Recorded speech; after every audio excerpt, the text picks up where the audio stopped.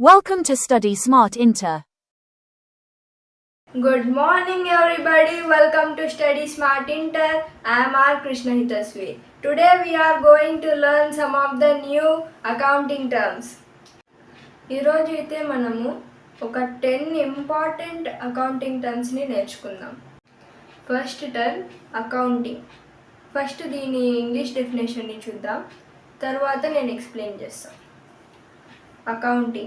Accounting is a process of identifying, recording, classifying and summarizing business transactions in a systematic manner.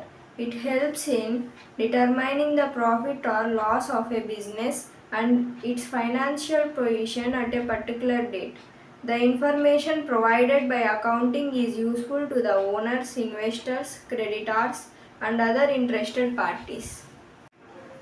Accounting అంటే అకౌంట్ను తయారు చేసి దాని ద్వారా బిజినెస్ యొక్క ఫైనాన్షియల్ పొజిషన్ని తెలుసుకునే ప్రాసెస్. ఇది చేయడానికి ఫస్ట్ ఆఫ్ ఆల్ బిజినెస్కి సంబంధించిన అన్ని ట్రాన్సాక్షన్స్ను, అంటే ఎంత సరుకు తెచ్చాము, అందులో నుంచి ఎంత సేల్ చేశాము అనే అన్ని ట్రాన్సాక్షన్స్ను ఒక సిస్టమాటిక్ ఫార్మాట్లో అకౌంట్స్లో ఎప్పటికప్పుడు రాయాల్సి ఉంటుంది. దాని తర్వాత ఒక పర్టికులర్ పీరియడ్ ఆఫ్ టైంలో దాన్ని మనం అనలైజ్ చేసి, అంటే దాన్ని అర్థం చేసుకొని మన బిజినెస్ ప్రాఫిట్లో ఉందా లాస్లో ఉందా అనే విషయాన్ని తెలుసుకోగలుగుతాం. ఈ ప్రాసెస్ మొత్తాన్ని, అంటే అకౌంట్స్ని రాసి మన బిజినెస్ ఫైనాన్షియల్ సిచ్యువేషన్, అంటే బిజినెస్ ప్రాఫిట్లో ఉందా లాస్లో ఉందా అనే విషయాన్ని తెలుసుకునే ప్రాసెస్ మొత్తాన్ని అకౌంటింగ్ అని పిలుస్తాం. ఇప్పుడు బుక్ కీపింగ్ చూద్దాం. బుక్ కీపింగ్ యొక్క ఇంగ్లీష్ డెఫినేషన్ చూడండి. Book keeping is a process of recording all financial transactions of A business in a proper and systematic manner. It forms foundation of accounting because all accounting information is based on records maintained through bookkeeping. Bookkeeping కూడా అకౌంటింగ్లో పార్టే, కానీ అకౌంటింగ్లో మనం మొత్తం బుక్స్ని రాసి, అంటే ఎప్పటికప్పుడు అకౌంట్స్ని prepare చేసి దాని ద్వారా మనం మన బిజినెస్ యొక్క ఫైనాన్షియల్ సిచ్యువేషన్ని తెలుసుకుంటాం. కానీ బుక్ కీపింగ్లో ఓన్లీ మనం బుక్స్ని రాస్తాం.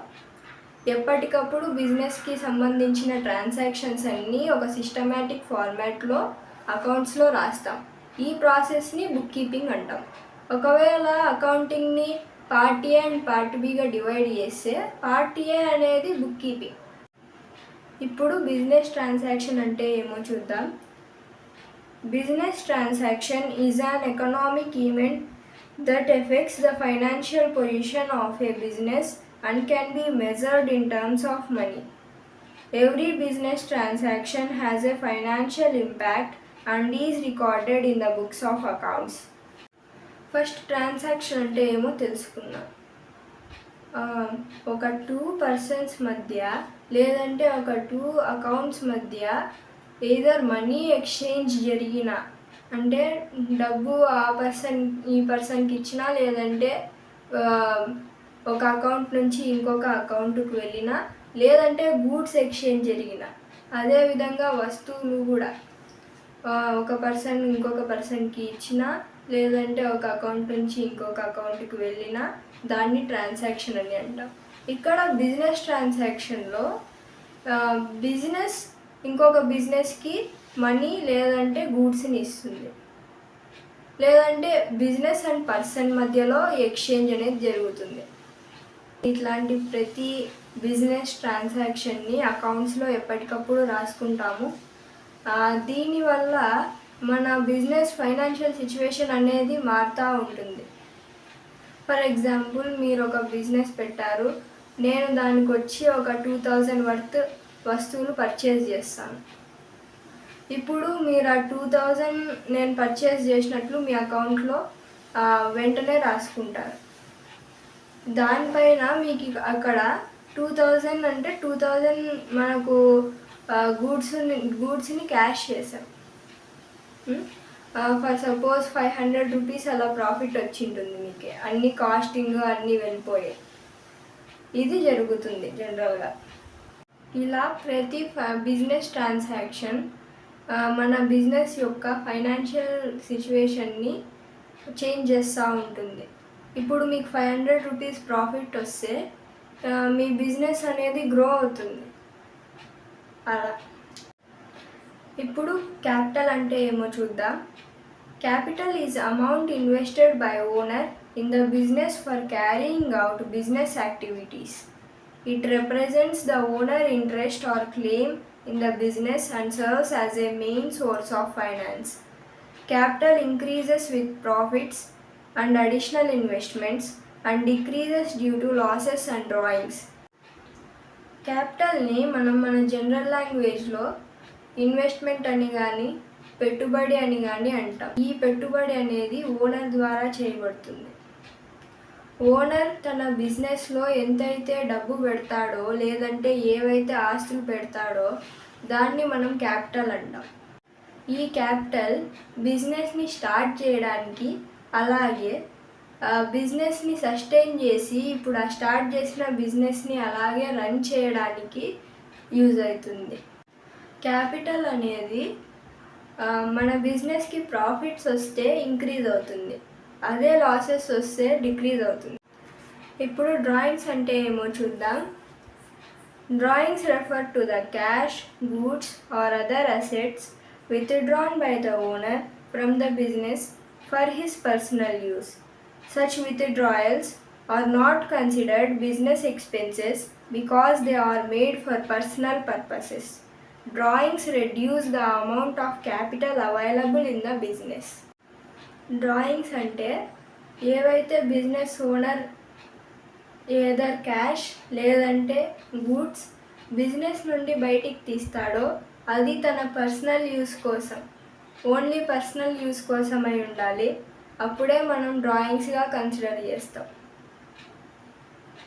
దీన్ని మనం అంటే ఒక బిజినెస్ ఓనర్ అనేవాడు తన పర్సనల్ యూస్ కోసం తన బిజినెస్ నుంచి ఏవైతే డబ్బులు లేదంటే అందులోని సరుకును బయటికి తీస్తాడో దాన్ని డ్రాయింగ్స్ అని అంటాం.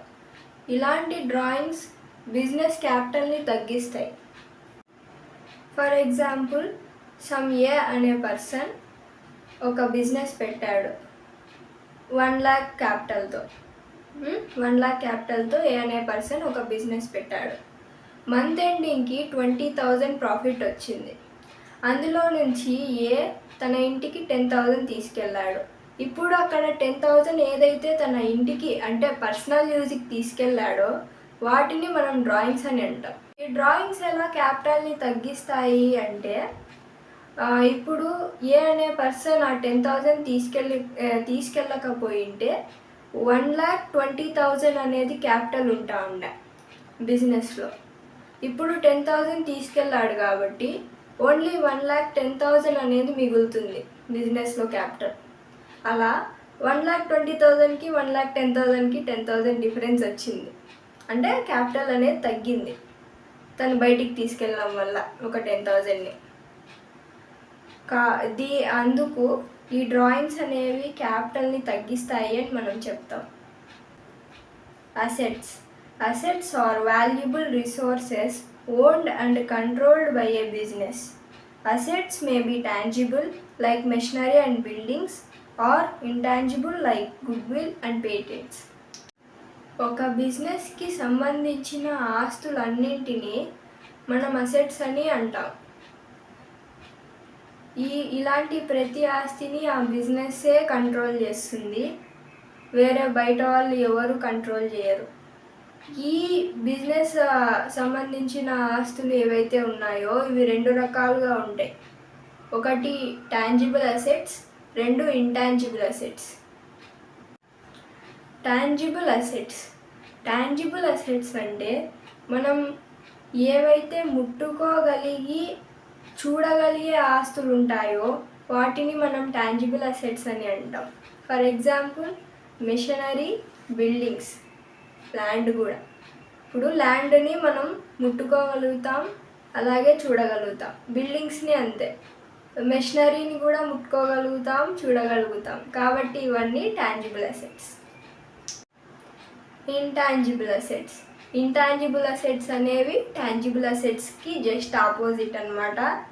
ఇప్పుడు అక్కడ టాంజిబుల్ అసెట్స్లో అసెట్స్ని ముట్టుకోగలిగాం, చూడగలిగాం. కానీ ఇక్కడ ఇంటాంజిబుల్ అసెట్స్లో మాత్రం అసెట్స్ని ముట్టుకోలేము, చూడలేము.